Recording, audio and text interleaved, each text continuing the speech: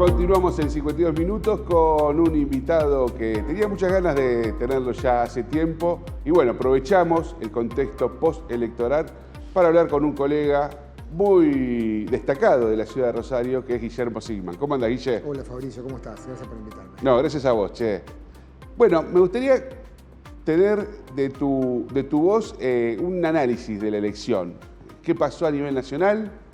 Este triunfo tan marcado del oficialismo, de Milei, un peronismo golpeado y, bueno, ¿qué pasó con Provincias Unidas? En el orden que a vos te... No, la verdad es que a mí por lo menos me tomó absolutamente por sorpresa la magnitud de la victoria.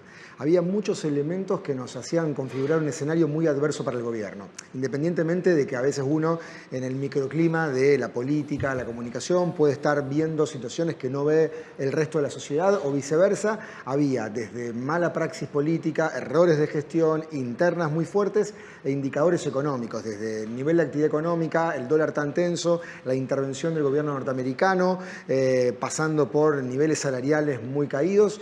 Todo hacía configurar un escenario donde el gobierno a lo sumo podía salvar la ropa, ¿no? Podía arañar el 33, 35%, perdiendo en los principales distritos. Bueno, no pasó eso ni por asomo, superó el 40% de los votos. Es el quinto gobierno desde la recuperación democrática a la fecha que lo logra, no es poco, 40% en una elección intermedia.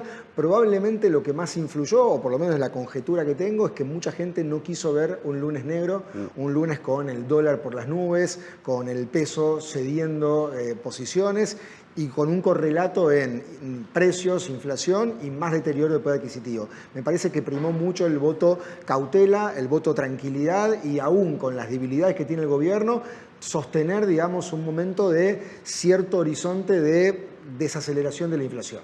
Un voto muy parecido a cuando ganó de la Rúa presidente, que le da una profundización del electorado cuando dice, bueno, voy a mantener el plan de convertibilidad.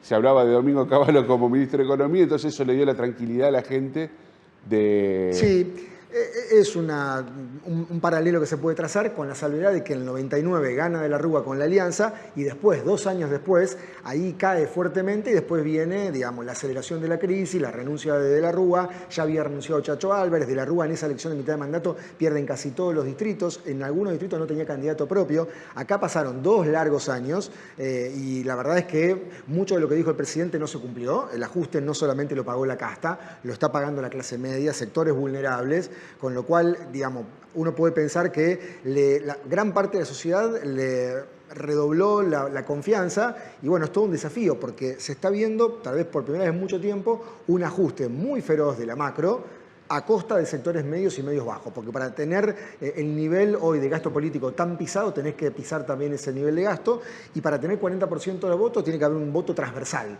tiene que haber gente de sectores muy vulnerables que te acompañan, de clase media y obviamente de sectores, digamos, muy de mucha capacidad contributiva que históricamente en Argentina han sido antiperonistas. Y el campo también acompañó mucho. Sí, el interior profundo acompañó mucho, aun cuando también hubo muchas situaciones que nos hacían pensar de un voto que iba a estar esquivo.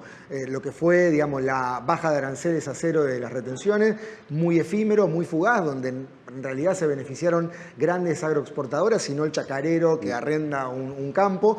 Así que uno también ahí tenía una mirada posible de un voto castigo.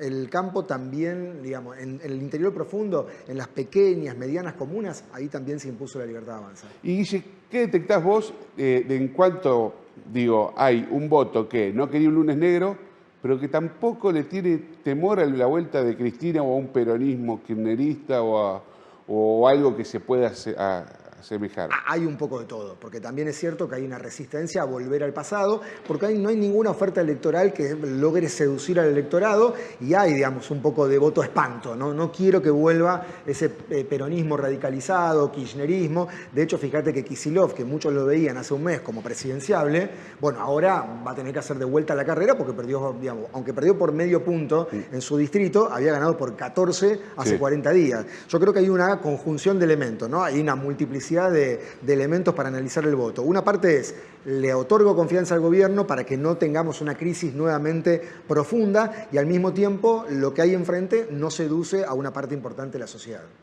Hay que ver ahora que pasa en el peronismo también. Sigue siendo una fuerza muy importante Sí, electoral. claro.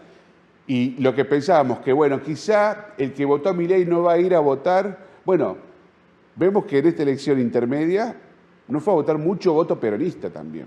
Sí, por eso ratifico lo dicho recién. Hay una porción importante, incluso el voto históricamente peronista, pero que es volátil, que no fue a votar ni siquiera, que no lo sedujo la candidatura.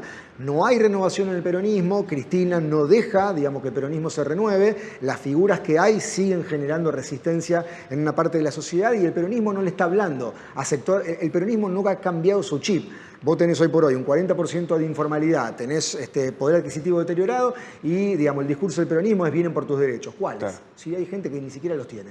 A ver, no te entendí. Vos estás diciendo que Agustín Rossi o Cachi Martínez quizás no representen la renovación del peronismo. Absolutamente. Y puedo seguir la lista. Ferri, que tiene la lapicera del Senado, sí, claramente. Fueron en búsqueda de una candidata extrapartidaria joven como Karen Tepp, pero debajo estaba el PJ histórico. Digo, no es la cooperativa de los 80 en Santa Fe, claro, pero se parece. No hay renovación. Pensá, Francisco, que vos mencionaste a Agustín Rossi. Agustín Rossi no ganaba elecciones en Santa Fe en el momento de cúspide, de mayor atracción del peronismo y del kirchnerismo. Le iba mal en Santa Fe, con la resolución 125, en tantas otras elecciones. ¿Cómo le va a ir bien ahora en un momento de crisis? Total. ¿Y en Unidos qué pasó? Que no pudo permear, no pudo siquiera sacar provecho en el interior de este traspié que tiene el gobierno con el campo, que saca las retenciones a cero, dura 72 horas, después se benefician. Bueno, todo lo que nombraste. ¿Por qué no hace pie Unidos? Y sobre todo, bueno, la candidatura de Puyaro, que si le iba bien, era una figura nacional. Bueno, yo creo que le ha costado mucho romper la polarización. Estamos en un escenario muy polarizado, no hay tanta fragmentación como en otro momento. Le costó armar una tercera vía, una avenida del medio, porque hay un momento de la campaña que radicalizaron mucho el discurso contra el kirchnerismo y yo entiendo que mucha gente que quería ir por ese lado, contrario, digamos, al kirchnerismo, va por la versión más beligerante, que es la Libertad Avanza. Claro. Con lo cual, digamos, no encontró, digamos, el hueco para representar a sectores que buscaban un gris o un matiz. Por momento el discurso de Unidos fue radicalizado contra el kirchnerismo y probablemente mucha gente dijo, prefiero el original y no la copia. Claro, voy por el lado de la Libertad Avanza. Sí, decían, bueno, es una opción de centro. Y no se vio mucho de centro. No. Si vos ves el último tiempo, el último mes, tanto Scaglia, Puyaro, pero como otras expresiones de Unidos en el interior, eran muy radicalizadas, muy beligerantes, se parecían más a la Libertad Avanza, claro, que, digamos, algo realmente novedoso. Bueno, les costó romper la polarización, quedaron rehenes de esa puja y tuvieron un desempeño bastante flojo, salvo Valdés en Corrientes, que incluso se puede dar vuelta en el escrutinio definitivo. Sí. Todos los gobernadores perdieron. Perdió el de Jujuy, perdió el de Chubut, perdió el de Santa Fe, el de Córdoba, les ha costado... Bueno, Schiaretti que picaba en punta. Schiaretti fue 3 veces gobernador, fue candidato a presidente, era el hombre fuerte de Córdoba, perdió contra un sello porque el candidato tampoco era fuerte, no, igual que acá en Santa Fe. Puyaro termina perdiendo con un candidato ignoto. Claramente acá hubo un sello, una marca, donde la gente votó por esa idea y ellos quedaron, digamos, con mucha complicación para terciar. Claramente fue un escenario de polarización. ¿Qué son los factores de común que encontrás entre el 2017 y el 2025? Todavía no sabemos. En el 2017 Macri se impone, digamos, y había un momento económico de un poquito más de holgura. Si vos te acordás, digamos, cómo termina el gobierno de Cristina, con mucha brecha cambiaria, con muchos precios relativos que no estaban, digamos, ajustados a la realidad, Macri intenta ir normalizándolo, se envalentona, digamos, con el resultado 2017, gana en provincia de Buenos Aires contra Cristina, no contra el kirchnerismo, contra Cristina, y después se le corta el financiamiento y a partir de allí se acelera una crisis que termina con la imposibilidad de Macri de ser reelecto. Acá yo veo algunos matices. Digo, Milei no terminó de repuntar en la actividad económica, todavía hay recesión, pero me da la impresión de que hay hoy por hoy más un voto antiperonista, antikirchnerista, más que, digamos, vocación de acompañar al gobierno. Es un voto espanto de temor a que no vuelva aquello que una parte de la sociedad... Y hacer lo que tengas que hacer, ¿no? Le dice. Bueno, con un gobierno que lo dijo en campaña, que lo está haciendo, con la particularidad, por lo menos de nuestra óptica, de que esto de el ajuste lo va a pagar la casta, en realidad la casta, digamos, pagó poco y gran parte de la sociedad viene pagando, en caída de salarios, de jubilaciones, de obra pública y de una economía que está muy, pero muy acotada y con dificultades para recuperarse, incluso con la apertura de importación y todo lo que está ocurriendo. Los libertarios dicen, bueno, le ganamos a las encuestas, le ganamos también al periodismo. De hecho, hay una frase muy famosa, muy horrible para mí, para el sentido democrático. No odiamos lo suficiente. No odiamos suficiente a los periodistas. ¿Cómo pensás que va a ser de acá en adelante este diálogo que hay que tener? Porque, en definitiva, nosotros informamos, le tenemos que interrogar al poder, tenemos que interrogar a las autoridades. ¿Cómo crees que va a ser? Bueno, yo imagino, el presidente, digamos, el momento en que sale a dar su discurso después de la victoria, fue un presidente más cauteloso, más medido, con un outfit distinto, ya no estaba con la campera, estaba de saco, corbata, leyó el discurso, tendió puentes con adversarios dialoguistas, insiste en que Kicillof es parte del problema y no la solución, lo sigue vinculando con ideas del comunismo, aunque el muro de Berlín cayó hace varias décadas, y con la prensa el presidente tiene tirantes, pero no con toda la prensa. Digo, el presidente tiene un núcleo de periodistas que son afines, a los cuales le da entrevistas muy cordiales, y hay una parte de la prensa con la cual no comulga y le molesta cualquier tipo de interpelación.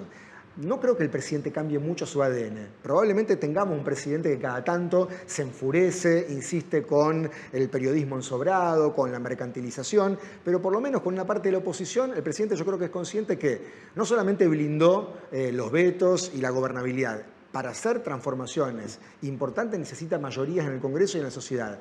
Y por eso empezó a hablarle a gobernadores que lo enfrentaron hasta el domingo en las urnas, pero que necesita de ellos para construir una mayoría. De lo contrario, solamente va a salvar la ropa, va a gobernar hasta el 10 de diciembre de 2027. Claro. Si quiere dejar una huella, un sello, va a tener que dialogar con quienes piensan distinto.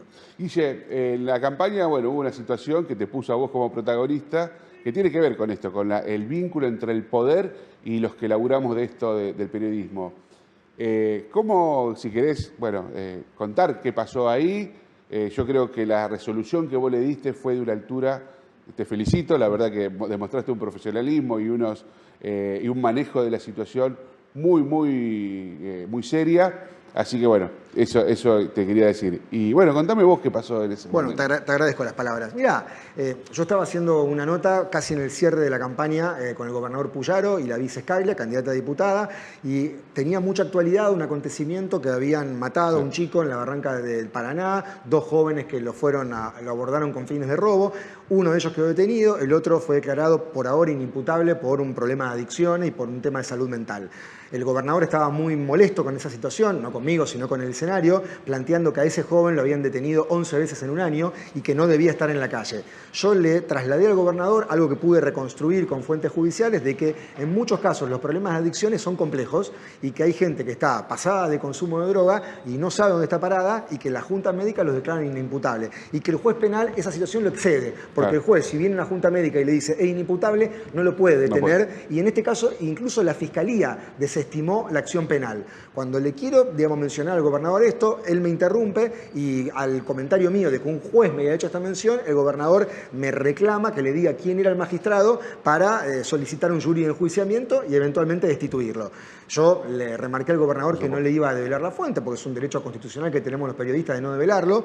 Traté de apaciguar un poco el momento. Como he dicho públicamente, no fue una situación cómoda, fue una situación tensa, porque el gobernador además quedó molesto en el transcurso. La nota, eso ocurrió en la mitad de la entrevista, quedaban 15 largos minutos por delante y el gobernador estaba ofuscado, a tal punto que yo le pregunto en un momento si él estaba molesto conmigo o con la situación, y él me dijo, no, con vos no. Después nos quedamos charlando fuera del micrófono y él me aclaraba que él quiere respaldar a la policía porque se siente la policía a veces desautorizada, desprotegida, porque detienen presuntos delincuentes que después recuperan rápidamente la libertad. Pero bueno, me parece que este clima que estábamos hablando de mucha hostilidad, de mucha susceptibilidad, de una crispación, bueno, a veces se lleva puesto el carácter de los gobernantes y terminó el gobernador, yo creo que de manera innecesaria, reclamándome un nombre que yo no iba a develar. Reitero, te felicito por manejar la situación como la manejaste y bueno, dice muestra de profesionalismo y de adultez más que las autoridades muchas veces. Gracias, Guille. No te pregunté nada de Newell. Muy bien, mejor. ¿No es cierto? Mejor, estamos ahora esperando. Ahora hay un cambio de técnico. ¿Te gustan las opciones que hay en la política del electorales? Club? Y la verdad, o sea, está en el nivel de la crisis. ¿Vos no te metés en esa? No. Te habrán llamado. No me han llamado, digamos, involucrarse en la política del club es muy fuerte, porque digamos, hay que dejar de lado muchas cosas, y la verdad que yo no estoy para eso hoy por hoy en mi vida. Hoy estoy mirando con atención las 3 fechas que le quedan a Bernardi y a Astorre, para que todo termine bien, y ya veremos en diciembre. Pero el escenario es extremadamente complicado. Hace mucho que Newell's no estaba tan mal. Gracias. Gracias a vos, José. Continuamos después de la pausa.